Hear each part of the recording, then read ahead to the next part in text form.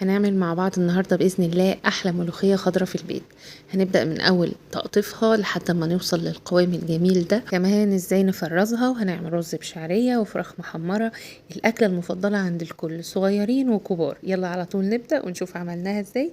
بس قبل ما نبدأ متنسوش تعملوا لايك للفيديو وشير لو عجبكم. اول حاجه الملوخيه بتاعتي تكون طازه لسه صبحه كده وطريه، الورق بتاعها طري وفريش زي ما انتم شايفين كده. هنقطفها وناخد جزء من العيدان بتاعتها، لو العود طري واخضر وجميل كده بناخده، لو ناشف طبعا مش هناخده. وننقي الورق كده، الورق اللي مش تمام بنسيبها على جنب، والورق الاخضر السليم الجميل بننقيه كله.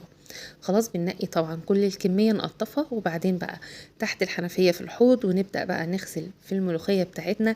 ممكن مثلا نغسلها 5 6 7 مرات لحد ما المية بتاعتها تبقى صافية ومظبوطة تمام. بنملى المية عليها كده ونفضل نقلب فيها ندعكها كويس عشان تنزل كل الأتربة وكل الحاجات اللي عليها، تتغسل كويس جدا. وبعدين نصفيها ونرجع نغير عليها المية تاني، ونكرر العملية دي زي ما بقول لكم 5 6 مرات لحد ما الملوخية تنضف تماما والمية بتاعتها تبقى صافية تمام. بشيلها بقى من المية بتاعتها وبعدين بصفيها في مصفى عادية، او لو عندك المجفف بتاع الخضار بنشغله نجففها بيه وتبقى جميلة. وزي ما انتم شايفين كده انا مش عندي المجفف، انا حطيتها في مصفى ونشفت بالشكل ده. بعدين بجيب بقى اي فوطة نظيفة او قماشة قطن، افردها عليها بالشكل ده كده لحد ما تنشف تماما، ما يبقاش عليها ميه، عشان لو فرمتي الملوخية وعليها مية بتعمل ريم كده على وش الملوخية في الآخر، مش بيبقى لطيف. وكمان لو هنخزنها بنحتاج ننشفها كويس جدا. خلاص كده الملوخية نشفت كويس جدا، بشيلها بقى بجمعها كده على بعض عشان ما تنشفش زيادة عن اللزوم وتدبل معايا والورق ينشف. خلاص بغطيها كويس بالكيس البلاستيك وبحطها جنبي على ما اكمل بقيه الخطوات. تمام. في حاله بقى ان انا عايزه اخزن الملوخيه بجيب كيس كبير من البلاستيك وبفرد فيه الملوخيه بتاعتي على قد ما اقدر بسمك رقيق جدا. فطبعا محتاجين ان الكيس يكون حجمه كبير عشان ياخد كميه الملوخيه اللي هتستعمليها على قد الطبخه، او ممكن نستعمل كيسين مثلا. ماشي. المهم ان احنا نفرد الملوخية كويس جدا بالشكل ده كده، ونخرج الهواء برضو كويس جدا جدا، ونقفل الكيس.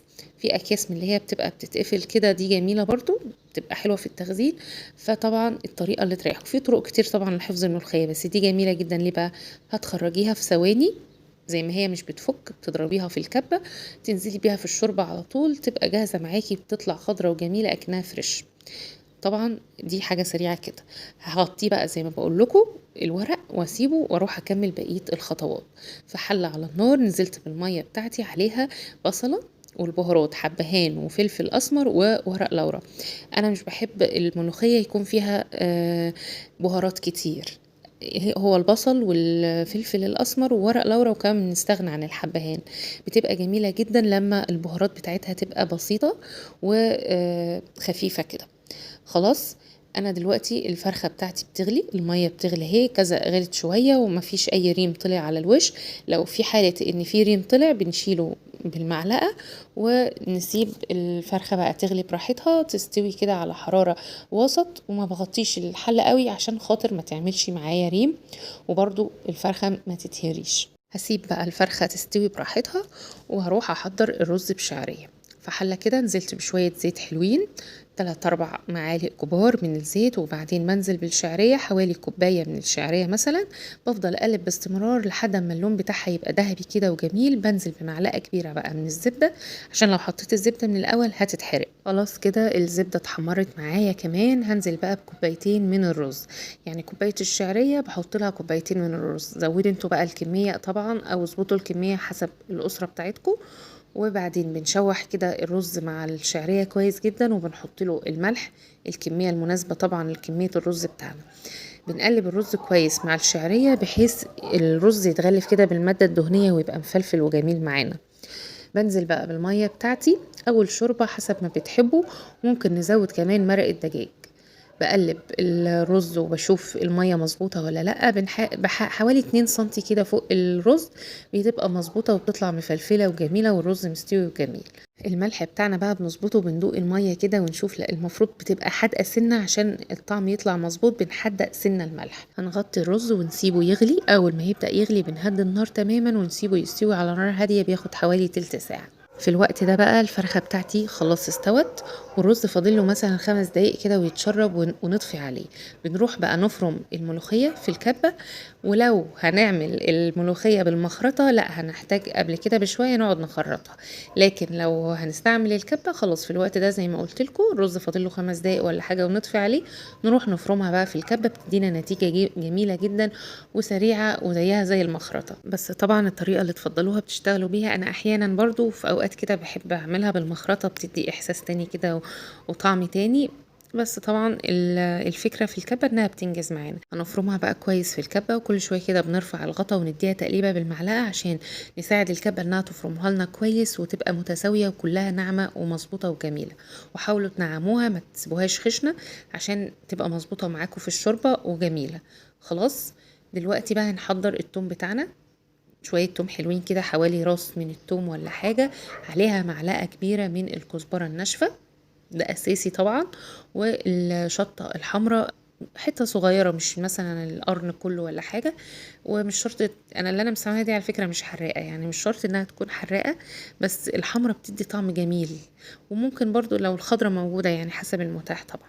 خلاص هرستها ناعم كده كويس جدا، هسيبها جنبي بقى. خلاص كده الفرخة استوت وبقت تمام. نرفعها من على الشوربة عشان خاطر ما تتهريش مننا وقوامها يبقى مش مظبوط.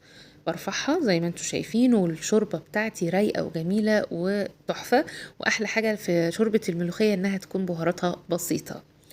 الرز كمان استوى ومفلفل وطعمه جميل جدا وريحته تجنن. خلاص في الوقت ده بقى هكمل بقية تحضير الملوخية. هنزل بالملوخية في الحلة الاول، مش هحطها على الشوربه عشان اقدر اظبط قوام الملوخيه. انزل عليها بقى بالشوربه بالتدريج.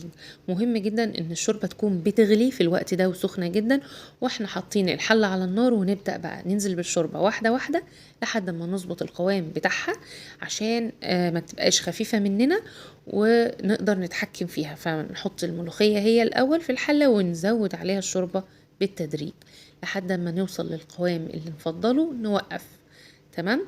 وبرضو في الوقت ده انا بحط لها معلقه صغيره كده من الثوم يغلي معاها او يبقى معاها في الشوربه، بتدي طعم جميل جدا. معلقه الثوم النيه دي اللي انا دقها معاكم برضو في الهون. خلاص ظبطنا القوام تمام وبقينا متأكدين ان هو ده القوام اللي احنا عايزينه. ما بنسيبش الملوخية تغلي خالص. اول ما الملوخية بتاخد غلوة واحدة بنرفعها من على النار، ومش بنغطيها ابدا ابدا ابدا. ده مهم جدا معانا ان الملوخية ما تغليش كتير عشان تبقى مظبوطة، بتاخد غلوة واحدة او غلوتين. خلاص بنزل بقى بالتومه النيه زي ما بقول لكم، بتدي طعم جميل جدا. وفي نفس الوقت اللي احنا شغالين فيه مع الملوخيه ده بنكون جنبنا كده في الطاسه معلقه كبيره من السمنه البلدي طبعا او اللي تفضلوها او المتاحه. بنزل عليها بالثوم اللي احنا هرسناه، وافضل اقلب كده على نار هاديه لحد ما لونه يبقى ذهبي اشقر فاتح كده جميل، مش غامق. ما تغمقهوش قوي عشان ما يمررش منك. وبنزل بيه على طول بقى، هو بيبقى سخن وكمان الملوخيه سخنه فبيعمل صوت الطشه تبقى عاليه. لكن لو الملوخيه بارده وهو بارد طبعا مش هتعمل صوت تش كده ولا حاجه. فالملوخيه سخنه وهو سخن كده ونغرف بقى الملوخيه مع الرز او شعريه مع الفراخ، وكله بقى احلى رز وملوخيه وشعريه. بجد انا جوعت تاني. جربوا الوصفه وان شاء الله تعجبكم. ولو الفيديو عجبكم بقى ما تنسوش تعملوا له لايك وشير، واشوفكم على خير يا رب، والسلام عليكم ورحمه الله.